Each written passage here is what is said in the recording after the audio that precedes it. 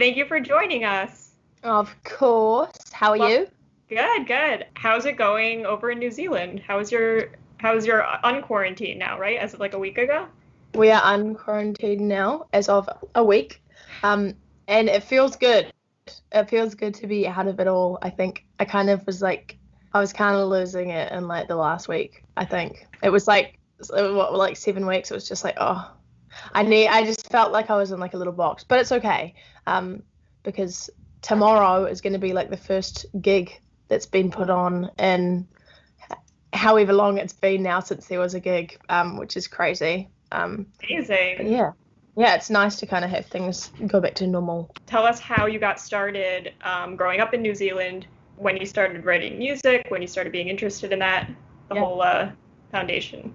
yeah, definitely. Well, I grew up in Auckland, New Zealand, and I've always loved music, and I grew up around a family who is musical, and mum sings in a choir, and dad claims that he can sing and he used to play the clarinet. But yeah, when I was 8 years old, I asked my parents if I could learn the saxophone, and then I played the guitar in my primary school, which was fun. And then yeah, I went into high school, and music was compulsory for the first 4 years, but it was like strictly classical music, and I wanted to do the guitar, but I ended up doing the saxophone and singing a little bit in the school choir. But I also played a lot of water polo, so that was like my life was 7 years in high school, and intermediate was like water polo.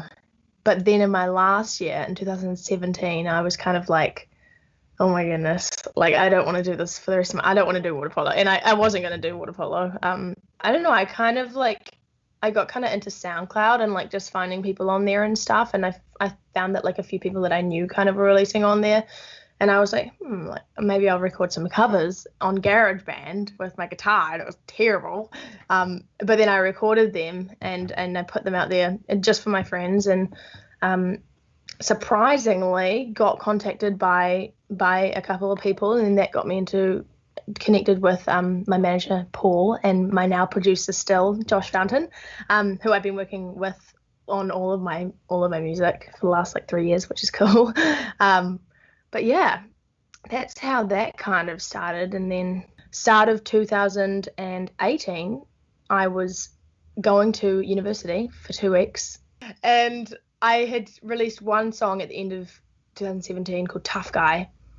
And I guess, the response to that was kind of just like, oh, like what? Like some people were actually interested in like what I was doing. And I was like, oh my goodness. And I don't know. I didn't last very long at university, obviously, but I knew that I didn't want to be stuck doing that, because I felt like at that point I knew that music was something that I wanted to at least try out, if you know what I mean. And I think I call it my quarter life crisis. I tell everyone I had a quarter life crisis because I really had like I was so freaked out, and it was scary because like I was like, yeah, I want to go for music, but then I was like freaking out because I was like, oh, like imagine if I pour everything into music and I get really excited and then just nothing, like no one wants to hear about it or anything, and then I feel gutted. But yeah, I like the idea of just like giving everything up and just focusing on music, and been doing it ever since, which is fun. I mean, it's a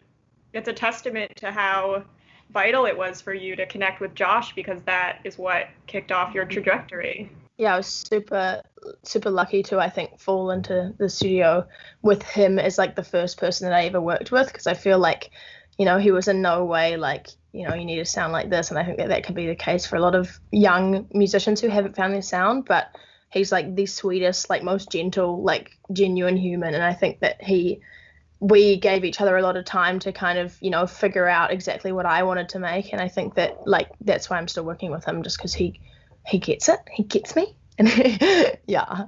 So let's talk Supalonely. Mm-hmm. It's like, what is the origin of this song? Yeah. Like the process, the inspiration. Yeah, I wrote it last year when I went on a trip to LA for a month. And it was gonna be a month of just making music.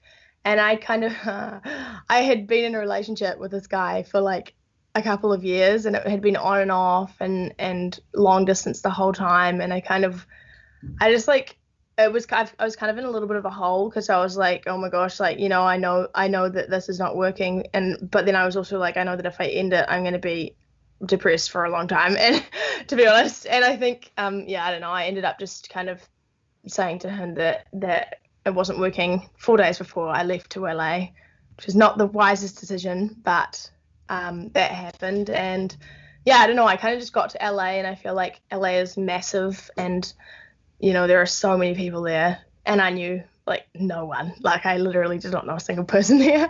So I felt very lonely, and I think that usually, like following a breakup, I would go to my friends and my mum and stuff, and obviously I didn't have that there, which sucked. But yeah, it was the first session that I did there, which was fun, and I worked with Josh obviously, and this girl called Jenna Andrews, who's a good friend of ours, and it was my first time ever working with Jenna. But yeah, I mean, I kind of got in there, and I had never worked with another girl before either, which was interesting. Or like just a writer being put into a session, and I was like a bit like spooked by that idea, because I had kind of, heard stories about how like writers, they write the song for you, and that's not what I wanted. But no, yeah, I got in there, and it was so cool, because it was like, I feel like it was like that female like presence that I needed right then, and she kind of just like, I could vent to her and Josh, because I'm super comfortable around him. But yeah, we kind of just talked about it and stuff. And I feel like breakups and relationships, you just get so many like ideas. They just flow so easily, all the lyrics. So I kind of just like vomited my words onto my notes on my computer, and then went in there, and I think I was obviously sad, but yeah, I say that I was just super self-deprecating about it, because I was like, you know what? I give up. Like I'm not gonna be like super sad girl. Yeah, I was kind of just like, I'm not gonna be super sad girl. It's an optimistic song in that it is accepting of the idea of loneliness. You're not like just lamenting, this is how I'm gonna be forever. It's just okay. True. Yeah, I think that was kind of what I kind of felt at that time. I was kind of just like, you know what, stuff it. Like, I'm just gonna have fun with this feeling of being miserable. And I think that yeah, I kind of just fully embraced that kind of like sad girl, like, I put a ton of auto-tune in the verses, because I wanted to be like a kind of like a trappy, like, I don't know, like a rapper, and then I screamed my ad-libs, because I just wanted to let it all out, and it was a really good, it was just like a big old venting session, which was great for me at the time. But probably the most fun I've ever had in a session, to be honest, and worked out, which is cool. When and how did you find out this song was getting attention on TikTok? I found out by people sending me videos every day. Like, people would, like, I think it started with my friends, like, look at this, and then people on Instagram, and I would, like, get tagged and stuff as well. And I think that it was kind of just like, I kind of didn't really think of it at the start, because it was like maybe one, and I was like, oh, that's really cute. And then it would kind of like happened more, and I was like, oh, what the heck? And my brother like gave me the inside scoop on like who the big TikTok stars are, and someone like forwarded me this video of this girl called Charli D'Amelio dancing to it, and Ollie, my brother, had told me that she was like the queen of TikTok, and I was like, oh, okay, I understand what's happening. This is crazy. That's the royal blessing there. Do you know where the dance originated? This girl called Zoe Fish. Yeah, she made the dance up, and she can dance, obviously, because the dance is difficult. Like, I can't do it. I can't do it. People ask me to do it, and the gal can't save herself. Is it not the Macarena? No. Are you kidding me? It's like some difficult, like, stuff. I'm too unco. Once the song started having chart success, like kind of a life outside of TikTok, how did that feel? Pretty insane. I think, yeah, it was kind of crazy watching it kind of happen quite fast on the app, and then that moving to being played on radio stations in other countries. I was like, what the heck is happening? And I think that, I mean, even still, I'm doing like promo in countries that I've never kind of been to before and stuff, which is insane.